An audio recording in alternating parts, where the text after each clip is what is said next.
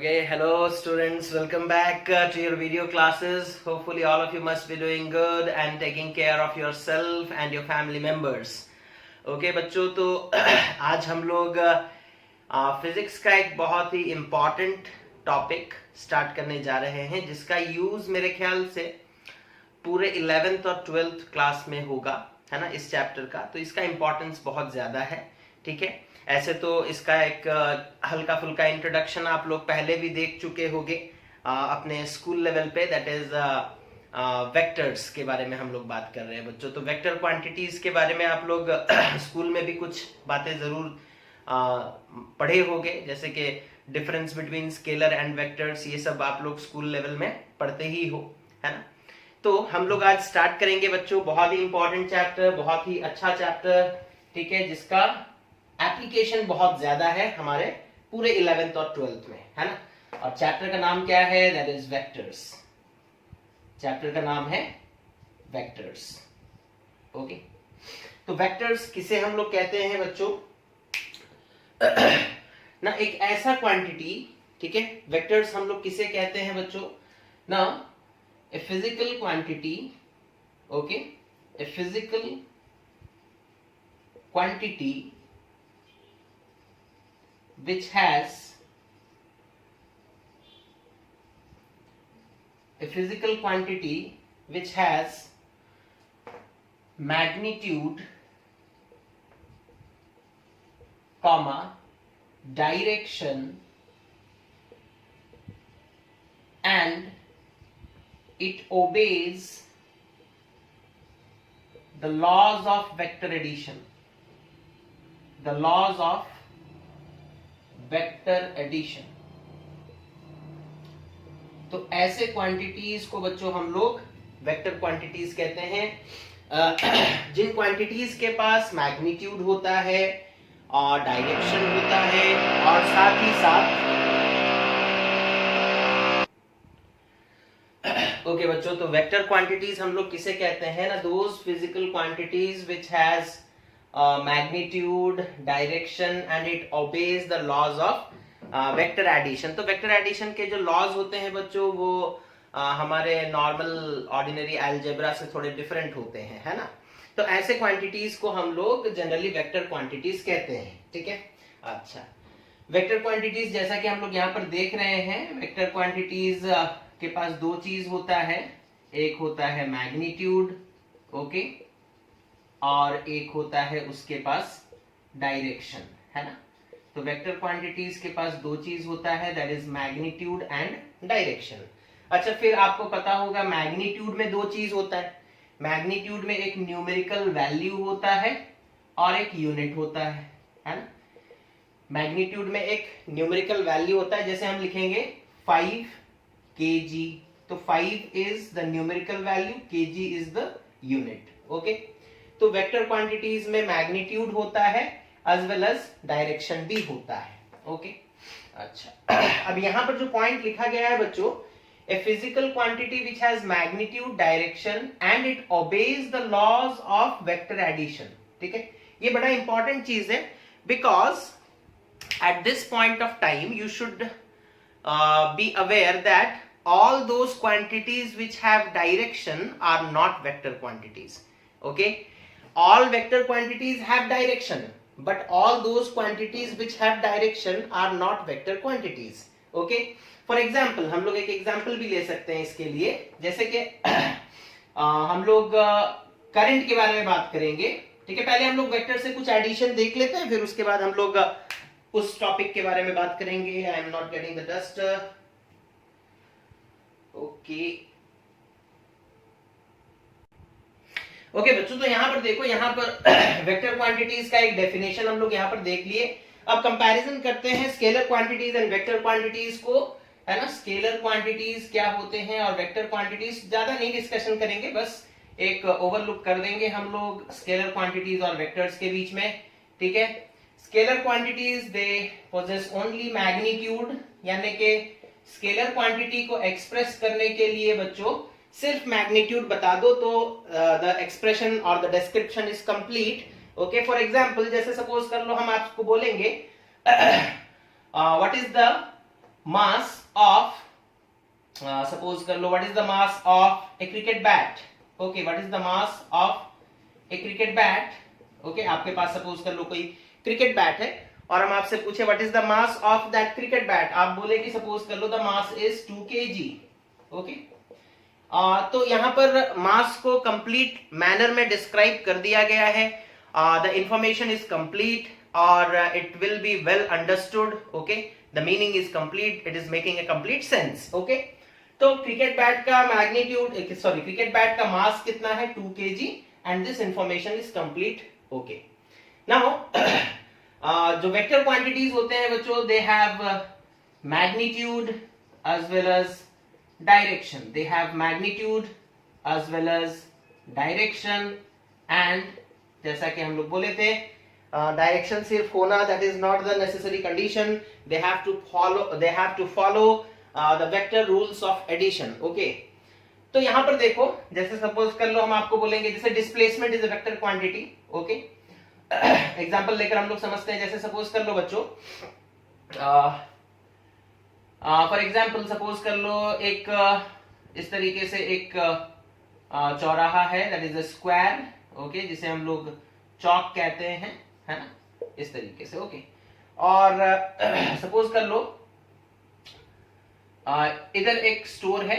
Okay, suppose एक इंसान इधर से आता है चौराहे के पास, यहाँ पर ट्रैफिक पुलिस से पूछता है कि सपोज कर लो उसे वो पूछ रहा है कि यहाँ मारुति शोरूम कहाँ है, या फिर सपोज कर लो ये होटल कहाँ है, और सपोज ट्रैफिक वाला बोल देता है यहाँ से 5 किलोमीटर दूर है, और वो कुछ और नहीं पूछता है, सपोज कर लो सीधा 5 किलोमीटर चला जाता है. ठीक है, सीधा 5 किलोमीटर चला गया. और मान लो कि जो होटल या जो मतलब शॉप के बारे में वो पूछ रहा था, शॉप 5 किलोमीटर इधर था. ठीक है, तो ये इंसान यहां पर आया और ट्रैफिक पुलिस वाले से पूछता है कि वेयर इज दैट शॉप और वेयर इज दैट होटल. तो वो बोलता है कि यहां से 5 किलोमीटर डिस्टेंस है. वो उतना ही सुनकर निकल लेता है ना. He should have asked in which direction. Okay, but वो पूरा इंफॉर्मेशन नहीं लिया तो वो इधर चला गया मान लो. ठीक है, तो क्या उसे वो शॉप या फिर वो होटल या फिर जो भी चीज वो ढूंढ रहा है वो मिलेगा? नहीं मिलेगा. Okay, because here the information which would have made a complete sense is that suppose कर लो इस डायरेक्शन को नॉर्थ, इधर ईस्ट, इधर वेस्ट और इधर साउथ हम लोग बोलेंगे नॉर्थ ईस्ट वेस्ट साउथ. ठीक है, तो अगर सपोज कर लो वो ट्रैफिक वाले का पूरा बात बोलता सुनता और ट्रैफिक वाला सपोज उसे बोलता it is 5 kilometre from here towards south, तो फिर कोई प्रॉब्लम नहीं होता. साउथ मतलब इधर आता वो 5 किलोमीटर की दूरी पर उसे वो होटल या फिर वो शॉप जो भी वो ढूंढ रहा था मिल जाता. तो यहां पर सिर्फ 5 किलोमीटर बोलना is not making a complete sense. Okay, along with this magnitude direction needs to be mentioned, है ना. डायरेक्शन यहां पर मेंशन करना जरूरी होता है. तो there are certain quantities okay which needs direction okay along with magnitude for their complete description. okay, और मेजर डिफरेंस क्या है स्केलर और वेक्टर के बीच में? द स्केलर क्वांटिटीज जो है वो they are added or subtracted. okay, they are added simply अगर हम लोग बोलेंगे by ordinary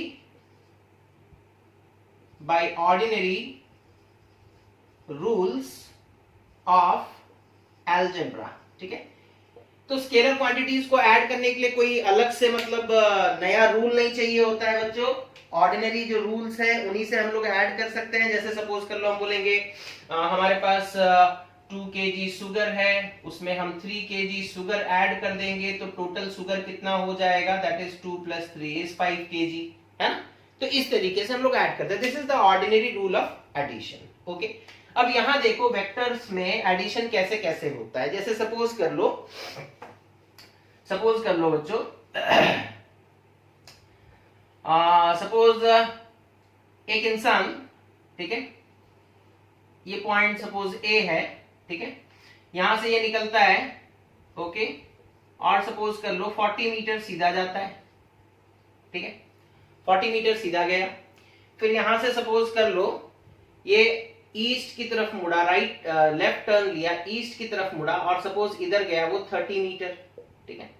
अब हम तुमसे पूछेंगे व्हाट इज द डिस्टेंस, तो तुम डिस्टेंस बोलोगे कितना, distance is equals to, distance एक स्केलर क्वांटिटी है, 40 प्लस 30 दैट इज 70 मीटर, है ना।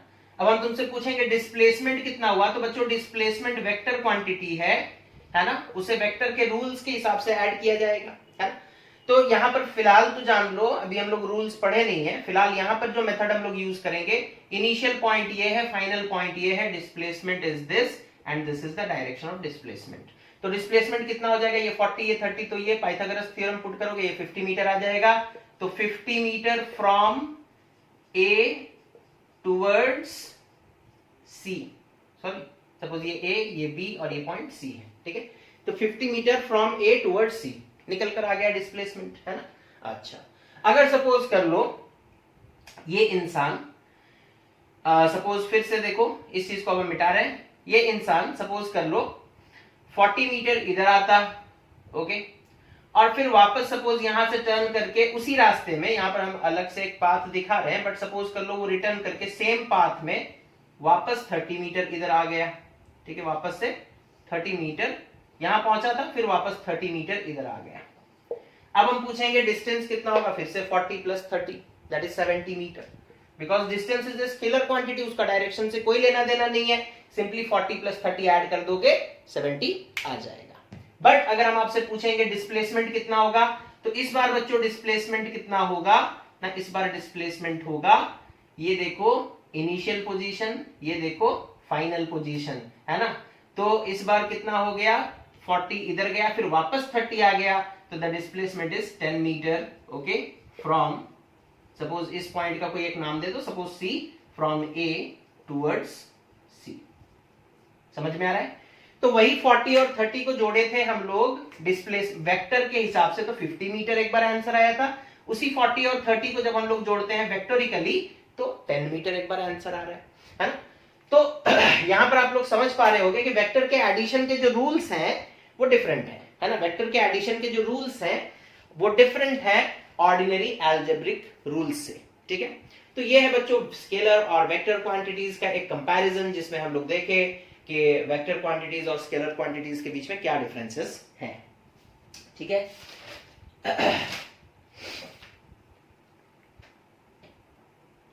ओके बच्चों, अब हम लोग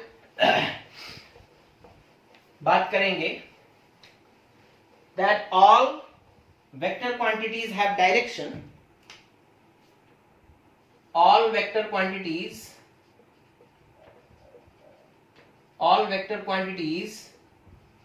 have direction, okay, but all quantities having direction are not vectors, but all quantities having direction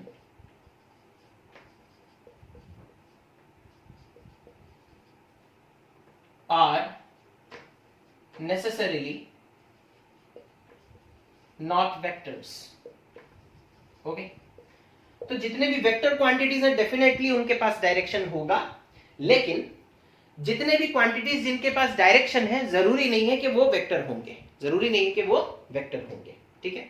अच्छा, अभी हम लोग थोड़ी देर पहले एग्जांपल देखे थे बच्चों डिस्प्लेसमेंट का, पहले 40 मीटर इधर गया, फिर 30 मीटर इधर गया, तो रिजल्ट आया था 50 मीटर और इनके बीच में एंगल था 90 डिग्री। फिर हम लोग देखे कि 40 मीटर इधर गया, फिर 30 मीटर इधर आ गया, तो रिजल्टेंट आया 10 मीटर, एंगल कितना था 180 डिग्री, है ना। इधर गया फिर वापस इधर आ गया, तो इसका डायरेक्शन इधर, इसका डायरेक्शन इधर, तो इन दोनों के बीच में एंगल कितना 180 डिग्री। एक लाइन इधर बनाओ, एक लाइन इधर बनाओ, ऑपोजिट डायरेक्शन, एंगल कितना होगा 180 डिग्री। हम लोग देख रहे थे कि एंगल जब चेंज हो रहा था तो उनका रिजल्टेंट चेंज हो रहा था। वेक्टर्स में जब एंगल चेंज होता है बच्चों तो रिजल्टेंट चेंज हो जाता है, ठीक है। ये एक दिमाग में अपने बात को अभी डाल लो, आगे हम लोग देखेंगे एंगल पे कैसे डिपेंड करता है रिजल्टेंट। फिलहाल इतना देख लो कि 40 और 30 था, एंगल 90 था तो रिजल्टेंट 50 आ रहा था। फिर 40 और 30 है, एंगल 180 है, तो फिर रिजल्टेंट कितना आ रहा है ना 10 मीटर। वही 40 और 30 सपोज पहले 40 मीटर इधर गया, फिर सेम डायरेक्शन में 30 मीटर चला गया, एंगल कितना हो गया 0 डिग्री, सेम ही डायरेक्शन में गया, पलटा तो नहीं, एंगल 0 डिग्री, ठीक है। तो अभी रिजल्टेंट कितना होगा डिस्प्लेसमेंट 70 मीटर टुवर्ड्स जो डायरेक्शन में जा रहा है, इस पॉइंट का नाम अगर होगा तो बता देंगे डायरेक्शन, ठीक है। सपोज ये ए है, ये सी है, तो फ्रॉम ए टू सी, ठीक है। तो देख रहे हो एंगल 0 डिग्री है, जब एंगल 0 डिग्री है तो रिजल्टेंट 70 मीटर। जब एंगल 180 डिग्री है, मतलब इधर गया फिर पलट कर इधर आ गया, तो डायरेक्शन चेंज हो गया 180 डिग्री, तो रिजल्टेंट आया 10 मीटर। तो कहीं ना कहीं हम लोगों को ये चीज समझ में आ रहा है, जो वेक्टर ऐड करते हैं हम लोग, तो रिजल्टेंट जो है वो एंगल पे डिपेंड करता है ना। रिजल्टेंट जो वैल्यू निकल कर आएगा वो एंगल पे डिपेंड करता है। ओके, अच्छा, इस पॉइंट को दिमाग में रखो और फिर हम लोग आगे बढ़ेंगे। अब देखो यहां पर यहां लिखा गया all vector quantities have direction but all quantities having direction are not necessarily vectors, are necessarily not vectors. Okay okay, अब यहां देखो, जैसे सपोज कर लो हम लोग बात करते हैं इलेक्ट्रिक करंट के बारे में, हम लोग बात करेंगे इलेक्ट्रिक करंट के बारे में। क्या इलेक्ट्रिक करंट का डायरेक्शन होता है? आप बोलोगे यस। इलेक्ट्रिक करंट का मैग्नीट्यूड होता है, इलेक्ट्रिक करंट का मैग्नीट्यूड होता है, यस। क्या इलेक्ट्रिक करंट का डायरेक्शन होता है? तो बोलोगे यस। हम लोग बोलते हैं ना इलेक्ट्रिक करंट कहां से कहां फ्लो कर रहा है, from negative terminal towards positive terminal, है ना, फ्रॉम नेगेटिव टर्मिनल, तो एक पर्टिकुलर डायरेक्शन है ना, है कि नहीं। जैसे इस आर्म में एक रेजिस्टर लगा हुआ है, ठीक है, तो ये पॉइंट का नाम ए दे दिए, इस पॉइंट का नाम बी दे दिए, तो करंट कहां से कहां फ्लो कर रहा है, फ्रॉम ए टुवर्ड्स बी, तो डायरेक्शन है करंट के पास, है ना। ओके, जैसे हम लोग मैग्नेटिज्म में भी देखे थे कि वायर है, करंट अगर अपवर्ड फ्लो कर रहा है ना, तो मैग्नेटिक फील्ड एक तरह का प्रोड्यूस हुआ। अगर करंट का डायरेक्शन चेंज कर दोगे तो फिर मैग्नेटिक फील्ड का डायरेक्शन चेंज हो जाएगा, है ना। इस तरीके का हम लोग देखते थे। तो जो भी हो, करंट के साथ डायरेक्शन वाला टर्म जुड़ा हुआ है, दैट मींस करंट के पास डायरेक्शन है। ओके, अच्छा, अब सपोज कर लो बच्चों, एक सोर्स से करंट सपोज इधर से आया, सपोज कर लो 10 एम्पियर, ठीक है, और एक वायर है, उधर से इधर से करंट आ रहा है, सपोज कर लो 20 एम्पियर। इन दोनों वायर्स के बीच में सपोज कर लो एंगल 30 डिग्री है, और इधर से एक फाइनल वायर गया है, तो इसमें करंट कितना हो जाएगा, इधर से 10 एम्पियर आया, इधर से 20 एम्पियर आया, तो मिल करके यहां 30 एम्पियर फ्लो करेगा, है ना। अच्छा, अगर सपोज कर लो हम क्या करते हैं, इन दोनों वायर्स के बीच के एंगल को चेंज करते हैं। सपोज कर लो एक करंट इधर से आ रहा है, सपोज कर लो एक करंट इधर से आ रहा है, ठीक है, और इन दोनों वायर्स के बीच में सपोज एंगल कितना है, 120 डिग्री, ठीक है, और ये फाइनल करंट है, इधर जा रहा है। ओके, इसमें सपोज 10 एम्पियर आया, इधर से सपोज 20 एम्पियर आया, और इधर कितना गया, 30 एम्पियर। तो यहां पर देख रहे हो ना, करंट का मैग्नीट्यूड ये डायरेक्शन इधर, ये करंट का मैग्नीट्यूड 20 एम्पियर, डायरेक्शन इधर, लेकिन रिजल्टेंट 30 एम्पियर यहां पर भी है, रिजल्टेंट 30 एम्पियर यहां पर भी है। तो करंट एक ऐसा एग्जाम्पल बन सकता है बच्चों, जिसके पास डायरेक्शन तो है लेकिन वो वेक्टर लॉज ऑफ एडिशन, है ना, जिस लॉ के अनुसार हम लोग वेक्टर्स को ऐड करते हैं, उस लॉ को ये ओबे नहीं करता। वेक्टर लॉ ऑफ एडिशन में एंगल चेंज करने से बच्चों रिजल्टेंट चेंज होता था, यहां एंगल चेंज करने के बावजूद भी रिजल्टेंट चेंज नहीं हो रहा, रिजल्टेंट चेंज नहीं हो रहा है। That means electric current is having magnitude as well as direction, but it is not obeying the laws of vector addition, that is why it is not a vector quantity, है ना। एक अलग type का quantity tensor आता है, उसके बारे में हम लोगों को अभी फिलहाल कुछ डिस्कशन नहीं करना है, ठीक है। तो ये चीज समझ में आ गया, that is all vector quantities have direction, but all quantities having direction are necessarily not vectors. Okay, तो is that clear? Okay. Next हम लोग वेक्टर और स्केलर का डिफरेंस देख लिए। वेक्टर क्वांटिटीज के पास क्या होता है ना, मैग्नीट्यूड होता है, वेक्टर क्वांटिटीज के पास डायरेक्शन होता है, और इंपॉर्टेंट चीज है वेक्टर क्वांटिटीज वो है जो वेक्टर लॉज ऑफ एडिशन को फॉलो करेंगे, ठीक है। तो वेक्टर लॉज ऑफ एडिशन क्या है वो तो अभी हम लोगों को अभी आगे चलकर फिर पढ़ना है ना। That is triangle law, parallelogram law, polygon law, है ना, अलग अलग लॉज है वेक्टर एडिशन के, वो तो आगे पढ़ेंगे हम लोग। ओके, फिलहाल हम लोग स्टार्ट करेंगे बच्चों, वेक्टर के टाइप्स क्या होते हैं, what are the different types of vectors, है ना। Types of vectors, types of vectors, ठीक है। सबसे पहले हम लोग बात करेंगे बच्चों इक्वल वेक्टर्स, इक्वल वेक्टर्स हम लोग इक्वल वेक्टर्स किसे कहते हैं? Equal vectors. Okay, equal vectors बच्चों किसे कहते हैं? पहले हम देख ले कैमरा में ठीक दिख रहा है या नहीं।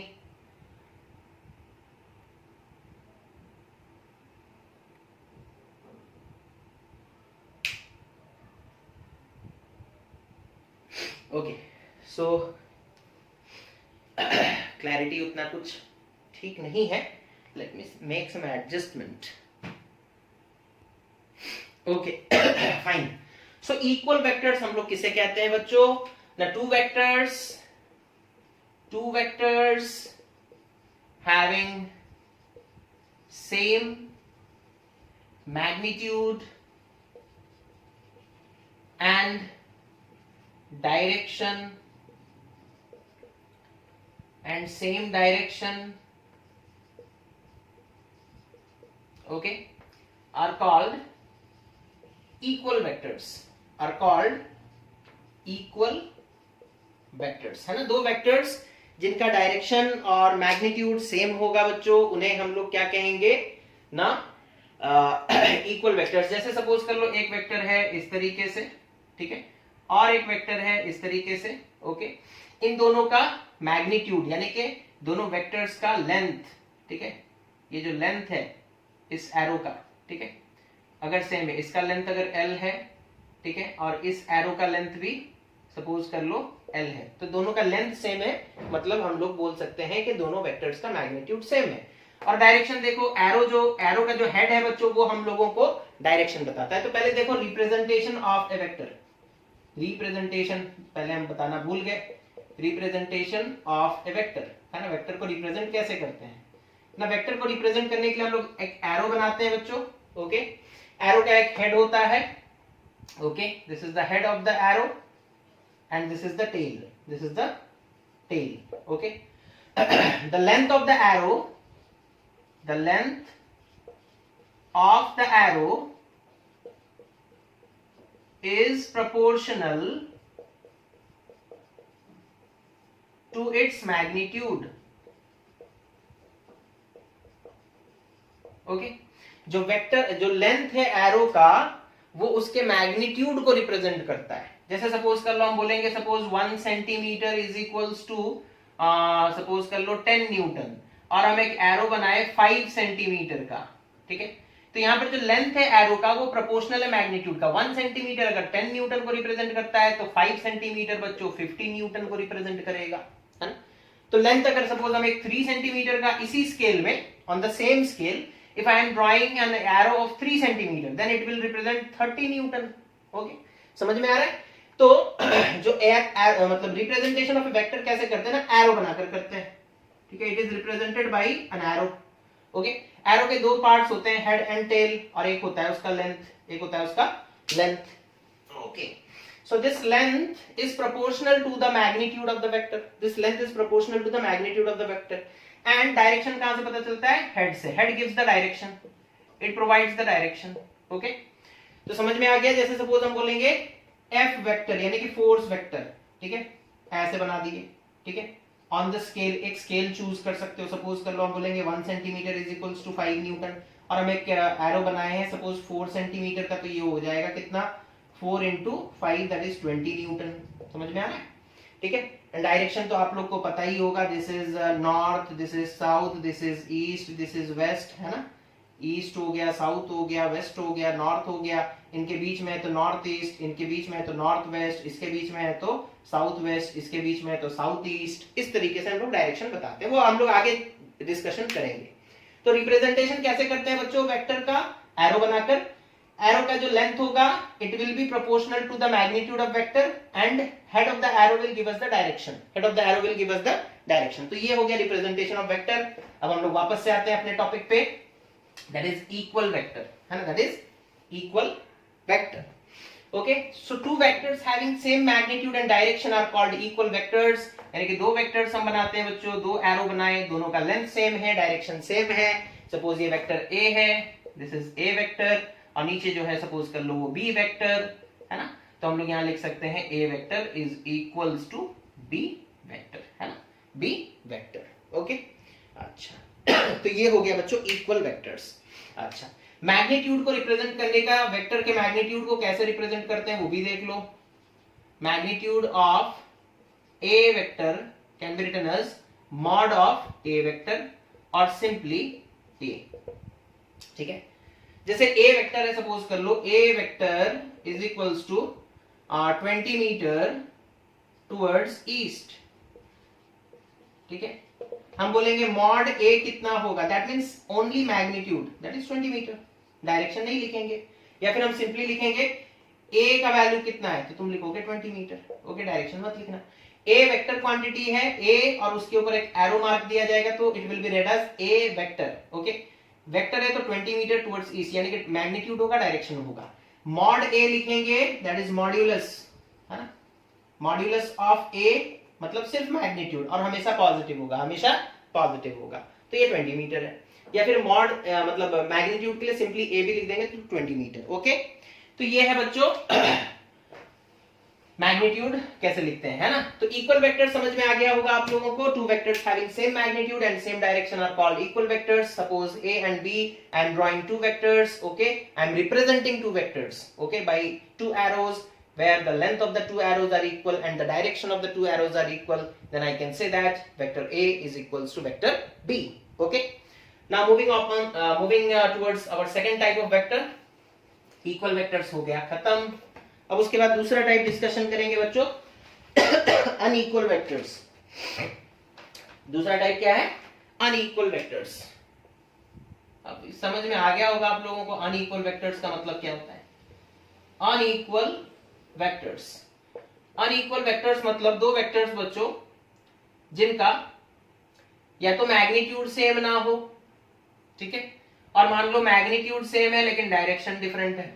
ठीक है, एक का मैग्नीट्यूड, एक इधर है, दूसरा वेक्टर इधर है, तो दोनों का मैग्नीट्यूड सेम है लेकिन डायरेक्शन डिफरेंट है, या फिर डायरेक्शन सेम है, मैग्नीट्यूड डिफरेंट है। ठीक है, समझ में आ रहा है, या फिर दोनों ही डिफरेंट है, डायरेक्शन भी डिफरेंट है, मैग्नीट्यूड भी डिफरेंट है, तो ऐसे वेक्टर्स को हम लोग कहेंगे unequal vectors. The two vectors having either different magnitudes or different directions, okay, or both magnitude as well as direction are different. Okay, तो या तो डिफरेंट मैग्नीट्यूड्स हो, दोनों का मैग्नीट्यूड मैच ना कर रहा हो, डायरेक्शन भले ही मैच कर जाए, या फिर मान लो कि दोनों के मैग्नीट्यूड सेम है लेकिन हैविंग डिफरेंट डायरेक्शन, या फिर मैग्नीट्यूड भी सेम नहीं है और डायरेक्शन भी सेम नहीं है। एक वेक्टर का मैग्नीट्यूड इतना है, एक दूसरा वेक्टर इतना है, इसका मैग्नीट्यूड ज्यादा, इसका मैग्नीट्यूड कम, डायरेक्शन भी डिफरेंट है, so neither their magnitudes are matching nor their directions are matching. Okay, तो ऐसे कंडीशन में हम लोग दोनों वेक्टर्स को क्या कहेंगे, अनइक्वल वेक्टर्स। ओके, जैसे सपोज कर लो ए वेक्टर है 5 मीटर टुवर्ड्स ईस्ट, ठीक है, और बी वेक्टर है 5 मीटर टुवर्ड्स नॉर्थ। ठीक है, तो इन दोनों का मैग्नीट्यूड सेम है, डायरेक्शन डिफरेंट है, so can I write A vector is equals to B vector? No, these are not equal. A vector is not equal to B vector. और suppose कर लो v1 vector is equals to 5 meter per second towards north, and v2 vector that is velocity vector second जो है वो suppose कर लो कितना है ना 10 meter per second towards north। ठीक है, towards north, तो यहाँ पर डायरेक्शन सेम हो गया बच्चों, दोनों नॉर्थ की तरफ ही मूव कर रहे हैं, बट एक 5 मीटर पर सेकंड के स्पीड से, वेलोसिटी से, और दूसरा 10 मीटर। ठीक है, तो यहां पर दोनों का डायरेक्शन तो सेम हो गया लेकिन मैग्नीट्यूड सेम नहीं हो रहा, तो these two are, hence I can say that v1 vector is not equal to v2 vector. तो समझ में आ गया होगा अनइक्वल वेक्टर्स हम लोग किसे कहते हैं। तो नोट कर सकते हैं आप लोग, that is two vectors having either different magnitudes or different directions, or both magnitudes as well as directions are different. Okay, these are unequal vectors. Next, next क्या है बच्चों, that is parallel vector. Parallel vector okay, तो बड़ा ही आसान है, to vectors having same direction, बस direction same होना चाहिए, मैग्नीट्यूड से कोई लेना देना ही नहीं है। एक वेक्टर सपोज ये है, दूसरा वेक्टर ये है, दोनों का डायरेक्शन सेम है, so these two vectors are parallel vectors, है ना। That is angle between, angle कैसे निकालेंगे, एंगल बिटवीन टू वेक्टर्स निकालने का तरीका क्या है, एंगल बिटवीन टू वेक्टर्स कैसे निकालेंगे बच्चों, एंगल बिटवीन टू वेक्टर्स निकालने का तरीका है वेक्टर 1 एंड वेक्टर 2 को इन दोनों के टेल से टेल को मिला लो, टेल टू टेल कनेक्ट करो, ठीक है। तो यहां देखो, हम यहां पर इस वेक्टर को उठाए, ये इसका टेल है, ये इसका हेड है, हम इसके टेल को ऐसे लेकर के गए, जस्ट इसके ऊपर रखे, तो देखिए ये वेक्टर इसी के ऊपर मतलब इसी लाइन में आ गया, मतलब जिस लाइन में पहला वाला वेक्टर था, तो दोनों के बीच में एंगल 0 डिग्री है, ठीक है। तो पैरेलल वेक्टर के बीच में थीटा कितना होता है बच्चों, 0 डिग्री, है ना, 0 degree. And remember parallel shifting is allowed in vector, आगे पढ़ेंगे, ठीक है। अब यहां देखो, so two vectors having same direction, दोनों का डायरेक्शन सेम है, तो उन्हें हम लोग क्या कहेंगे, पैरेलल वेक्टर्स, ओके। अच्छा, एंड एंगल निकालने के लिए क्या करना पड़ता है, या तो टेल से टेल मिलाओ और head to head, head to head, ठीक है। वेक्टर का टेल से टेल मिला दोगे तो वेक्टर के बीच में एंगल पता चल जाएगा, या फिर वेक्टर का हेड टू हेड मिला दोगे तो दोनों के बीच में एंगल पता चल जाएगा। And an important thing to be noted is that angle between two vectors is always less than 180 degree, ठीक है। वो हम लोग आगे डिस्कशन करेंगे। जैसे सपोज कर लो ये एक वेक्टर है, ये दूसरा वेक्टर है, ठीक है, इसे थोड़ा पीछे लेकर के आओ, इसके टेल से टेल मिला दो, है ना। ये जो एंगल है ना, इसे हम लोग बोलेंगे एंगल बिटवीन टू वेक्टर्स, इस एंगल को नहीं कहेंगे angle between two vectors, okay. तो ये जैसे जैसे न्यूमेरिकल्स हम लोग करेंगे वो चीज हम लोगों को समझ में आता रहेगा। तो पैरेलल वेक्टर समझ में आ गया होगा, any two vectors having same direction are called parallel vectors, okay.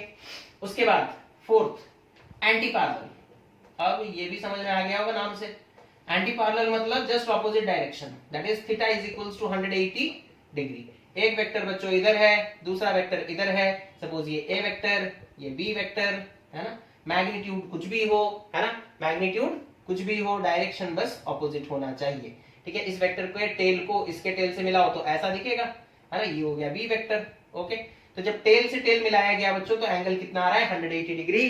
That means these two vectors are anti parallel to each other. एक वेक्टर हम यहां पर बनाए, दूसरा वेक्टर हम यहां पर बनाए, अब ये दोनों वेक्टर्स एंटी पैरेलल है या नहीं, तो इसे उठाओ, शिफ्ट करते करते पैरेलली शिफ्ट करोगे, ऐसे नहीं घुमा दोगे, पैरेलली, जैसा इसका डायरेक्शन चेंज नहीं करना है। पैरेलल शिफ्टिंग मतलब ये जिस तरफ पॉइंट कर रहा है इसका फाइनल डायरेक्शन उधर ही होना चाहिए, तो इधर ही देखते देखते इसे पहले ऐसे उठा लो, फिर ऐसे ले आओ। तो यहां पर लाने के बाद हम लोग देख रहे हैं कि ये वेक्टर ऐसा है, इन दोनों के बीच में एंगल 180 डिग्री, तो ये दो वेक्टर्स कैसे हो गए, एंटी पैरेलल, एंटी पैरेलल, ठीक है। अच्छा, उसके बाद collinear vectors. So two vectors are said to be antiparallel if the angle between them is 180 degree or they are having opposite directions. Magnitude से कोई लेना देना नहीं है। उसके बाद फिफ्थ टाइप में आते हैं बच्चों, that is collinear vectors. Collinear vectors, okay? Collinear vectors मतलब एक ही लाइन में फॉल करते होंगे, ठीक है, falling on the same line, okay.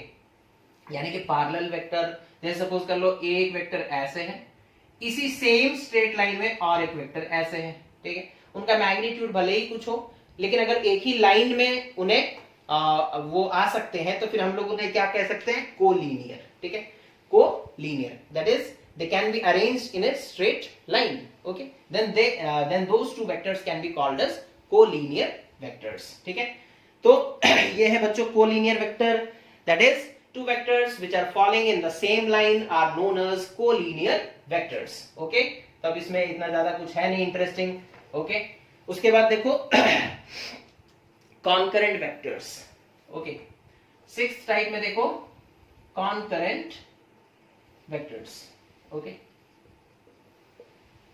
तो एक मतलब कॉन्करेंट वेक्टर्स किसे हम लोग बोलेंगे बच्चों ना, ऑरिजिन सेम होगा, different vectors having same origin, ठीक है, ऑरिजिन सेम होगा। जैसे सपोज कर लो ये एक पॉइंट है, एक वेक्टर इधर निकला, एक वेक्टर इधर निकला, एक वेक्टर इधर निकला, सपोज ये है ए वेक्टर, ये है बी वेक्टर और ये है सी वेक्टर, सबका ऑरिजिन सेम है, ठीक है। तो ऐसे वेक्टर्स को हम लोग क्या कहते हैं, दैट इज कॉनकरेंट वेक्टर्स, है ना, कॉनकरेंट वेक्टर्स। तो जैसे देख लो ये एक पॉइंट है, एक वेक्टर इधर आकर टकराया, एक वेक्टर यहां पर आकर टकराया, एक वेक्टर इधर से आकर टकराया, ये भी कॉनकरेंट वेक्टर्स है बच्चों, बिकॉज हम लोग क्या बोले, पैरेलल शिफ्टिंग अलाउड है, यानी इस वेक्टर को पैरेलली शिफ्ट करके आगे ले जाओ, यहां पर ड्रॉ कर दो, कोई प्रॉब्लम नहीं, इसे मिटा दो। इस वेक्टर को आगे ले आओ, पैरेलली शिफ्ट करते हुए आगे ले आओ और यहां पर ड्रॉ कर दो, डायरेक्शन चेंज नहीं करना है, पैरेलल शिफ्टिंग मतलब डायरेक्शन चेंज नहीं करना है। इस वेक्टर को आगे बढ़ाते हुए यहां ले आओ और इधर ड्रॉ कर दो, तो कोई प्रॉब्लम नहीं है। सो ऑरिजिन देखो इन तीनों वेक्टर्स का सेम है, that is they are originating from the same point or acting on the same point, ठीक है। जनरली कॉन्करेंट वेक्टर्स वगैरह हम लोग देखते हैं, कहां सुनते हैं, फोर्स के केस में, है ना, कॉन्करेंट फोर्सेस, यानी कि सपोज कर लो एक ऑब्जेक्ट है, यहां से आकर एक फोर्स लगा इस पॉइंट पर, यहां से आकर एक फोर्स लगा इस पॉइंट पर, सेम पॉइंट पर बहुत सारे फोर्सेस एक्ट कर रहे हैं, तो हम लोग उन्हें बोलते हैं concurrent forces, concurrent forces that is acting on the same point, okay। अच्छा तो ये हो गया बच्चों concurrent vectors, that is vectors having same origin or acting on the same point, okay। उसके बाद कोप्लानर वेक्टर्स, कोप्लानर वेक्टर्स, ठीक है, coplanar vectors, okay। Two vectors, the vectors lying on the same plane are called coplanar vectors,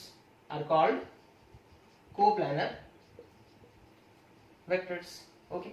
तो जो vectors same plane में आ जाएंगे बच्चों वो कोप्लानर कहलाएंगे। And remember, two vectors are always coplanar, any two vectors are always coplanar। तीन vector हुए तो फिर प्रॉब्लम स्टार्ट हो सकता है, लेकिन दो वेक्टर्स तो हमेशा कोप्लानर होंगे। जैसे सपोज कर लो ये एक वेक्टर है बच्चों और सपोज कर लो ये दूसरा वेक्टर है, ठीक है, ऐसे, क्या ये कोप्लानर वेक्टर्स हैं? तो देखो ये बोर्ड तो एक प्लेन है ना, ठीक है, हम इस प्लेन में क्या इन दोनों को ला सकते हैं, ऑब्वियसली आ गया, ठीक है, तो ये कोप्लानर हो गया। सपोज कर लो ऐसे होता, ठीक है, या फिर ऐसे होता, ठीक है, उनके बीच में 180 डिग्री, तो ये हो गया कोप्लानर। एंगल ऐसा है तब भी उनको सेम प्लेन में रिप्रेजेंट किया जा सकता है। लेकिन अगर तीन वेक्टर्स हैं, सपोज कर लो इस तरीके से तीन वेक्टर्स हैं, ठीक है, अब क्या ये तीनों कोप्लानर हैं? तो देख सकते हैं ऐसे नहीं आ रहे, दो आ रहा है इस प्लेन में, ये तो अलग ही है, ओके। अगर ऐसे होते तो तीनों कोप्लानर, है ना, सपोज कर लो इस तरीके से, ओके, इस तरीके से तीन वेक्टर्स हैं, तीनों कोप्लानर हो गए। बट अगर सपोज कर लो तीसरा जो है वो बाहर निकला हुआ है, यानी कि 3 डायमेंशनल टाइप का हो गया चीज, है ना, तो फिर वो कोप्लानर नहीं होगा। तो दो वेक्टर तो जैसे भी हो, बिकॉज देखो प्लेन क्या है, it is an imaginary surface, है ना, तो हम उसे अपने हिसाब से एडजस्ट कर सकते हैं। जैसे सपोज कर लो कोप्लानर का याद रख लो, vectors falling on the same plane are known as coplanar vectors, and remember that two vectors are always coplanar, any two vectors are always coplanar, ठीक है। एक बॉडी इधर मूव कर रहा है बच्चों, है ना, स्ट्रेट लाइन पाथ में। अब तुम बोलोगे कि सपोज हम यहां से ऐसे ड्रॉ करते हैं, ये y एक्सिस हो गया, ये x एक्सिस हो गया। अब तुम बोलोगे कि देखिए सर ये तो बॉडी ऐसे जा रहा है, यानी कि इसका x कोऑर्डिनेट भी चेंज हो रहा है और इसका y कोऑर्डिनेट भी चेंज हो रहा है, तो ये 2 डायमेंशनल मोशन है। नहीं, no, this is not a 2-dimensional motion, okay, because जो x axis y axis हम लोग चूज करते हैं बच्चों, these are imaginary things, x axis and y axis are imaginary things। तो तुम ऐसा क्यों सोच रहे हो कि हम इधर x axis बनाएंगे इधर y axis बनाएंगे? नहीं, बॉडी ऐसे मूव कर रहा है, तुम ऐसे बना लो, ये हो गया y axis और ये हो गया x axis, ये y axis, ये x axis। अब देखो the body is moving along x axis, 1 dimensional motion, है ना।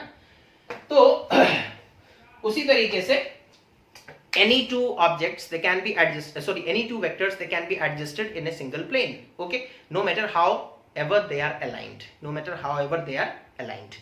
Okay, तो ये हो गया बच्चों, that is कोप्लानर वेक्टर. उसके बाद जीरो वेक्टर. कितना हो गया, 7 या 8 याद नहीं है. देखो जीरो वेक्टर, जीरो वेक्टर किसे कहते हैं, मैग्नीट्यूड जीरो हो एंड डायरेक्शन आर्बिट्रेरी.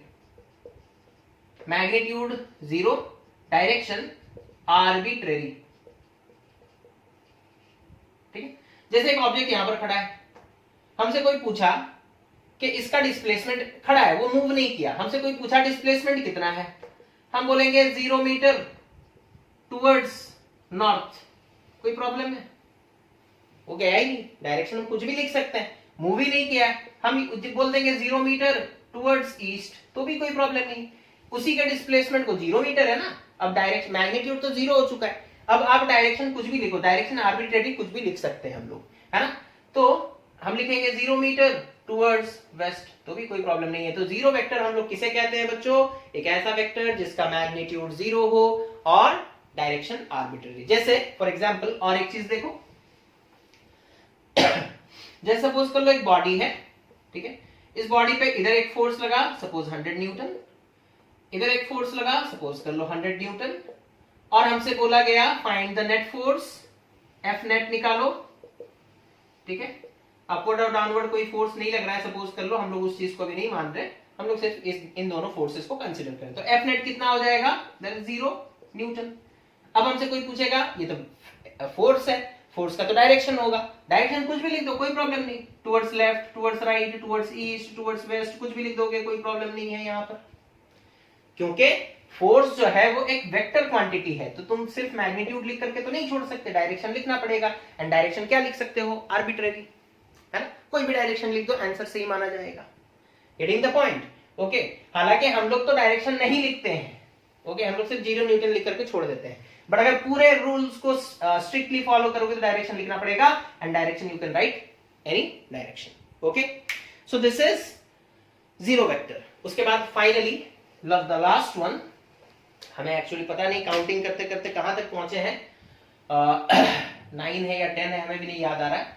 तो यूनिट वेक्टर, यूनिट वेक्टर क्या होता है बच्चों, न ए वेक्टर हैविंग मैग्नीट्यूड, मैग्नीट्यूड जिसका 1 यूनिट हो, ठीक है, डायरेक्शन स्पेसिफिक हो, डायरेक्शन स्पेसिफिक हो. तो पता ये चला कि unit vectors actually provide direction, उन्हें सिर्फ डायरेक्शन के लिए ही हम लोग यूज करते हैं in order to show direction. जैसे बच्चों हम बोलेंगे 5 फोर्स वेक्टर कितना है ना, 5 Newton towards positive x axis, towards positive x axis. ठीक है, मतलब ये सपोज एक्स एक्सिस, ये सपोज कर लो वाई एक्सिस, और एक फोर्स लग रहा है एक्स एक्सिस की तरफ, ये एक्स एक्सिस है बच्चों, एक फोर्स लग रहा है 5 न्यूटन का डायरेक्शन की तरफ एक्स एक्सिस. ठीक है, अब इस पूरे डायरेक्शन के लिए पॉजिटिव एक्स एक्सिस एक डायरेक्शन है, इसके लिए सपोज हम बोल देंगे हम एक यूनिट वेक्टर यूज करेंगे. ठीक है, यूनिट वेक्टर जैसे कि सपोज कर लो हम बोलेंगे आई कैप. ठीक है, यूनिट वेक्टर को रिप्रेजेंट करने के लिए ऐसा सिंबल यूज किया जाता है, आई कैप, जे कैप, के कैप, ए कैप. ठीक है, ऊपर में कैप लगेगा मतलब आप समझ जाना यूनिट वेक्टर है, मतलब उसका. तो हम लोग यहां पर देखो पॉजिटिव एक्स एक्सिस, हम बात क्या कह रहे थे, देखो पॉजिटिव एक्स एक्सिस को रिप्रेजेंट करने के लिए हम लोग बोले आई कैप यूज करेंगे. तो हम यहां पर क्या लिख सकते हैं, 5 Newton towards positive x axis, इतना ना लिख करके हम डायरेक्टली लिखेंगे 5 आई कैप, खत्म. आई कैप, सॉरी 5 न्यूटन फोर्स, 5 आई कैप, मतलब तुम्हारा 5 न्यूटन, डायरेक्शन क्या हो गया आई कैप. तो आई कैप क्या है बच्चों, इसका मैग्नीट्यूड 1 है और डायरेक्शन कितना किधर है, एक्स एक्सिस की तरफ. तो unit vectors are generally used to provide direction, they only tell direction. Okay, they will not be able to tell the magnitude, magnitude वो नहीं बता सकते, वो सिर्फ डायरेक्शन बता सकते हैं. यूनिट वेक्टर निकालने का तरीका क्या है, how can we find out the unit vector. तो वेक्टर के पास क्या होता है? वेक्टर के पास होता है बच्चों मैग्नीट्यूड एंड डायरेक्शन। अगर हम मैग्नीट्यूड डिवाइड कर दे तो क्या हो जाएगा? मैग्नीट्यूड से मैग्नीट्यूड कैंसिल, सिर्फ बचेगा डायरेक्शन, है ना? सिर्फ क्या बचेगा? डायरेक्शन। और जिस वेक्टर के पास सिर्फ डायरेक्शन है और मैग्नीट्यूड 1 है तो उसे यूनिट वेक्टर बोलते हैं, है ना? तो जैसे सपोज कर लो ए एक वेक्टर है और हमें बोला गया फाइंड ए कैप, ठीक है? तो ए कैप निकालने का फॉर्मूला क्या होगा? ए वेक्टर डिवाइडेड बाई मैग्नीट्यूड, यानी कि ए वेक्टर का mod. This is the formula, है ना? This is the formula of finding unit vector. Okay, तो होपफुली आप लोगों को टाइप्स ऑफ वेक्टर समझ में आ गया होगा बच्चों। हम लोग अपने नेक्स्ट क्लास में फिर और दूसरे टॉपिक्स के बारे में डिस्कशन करेंगे अपने इसी चैप्टर के, ठीक है? सो अच्छे से पढ़ाई करें और अपना खास ख्याल रखें और क्या, बस इस चैप्टर को कंटिन्यू करेंगे। वीडियो अपलोड होने में थोड़ा टाइम लग गया, बट स्टिल आई होप कि आप लोग देखेंगे अच्छे से वीडियो को, और उसके बाद जो भी डाउट्स होंगे उसे व्हाट्सएप के थ्रू हमें भेज सकते हैं, and I will try my best to clear the doubts as soon as possible. Thank you for watching the video. Have a nice day.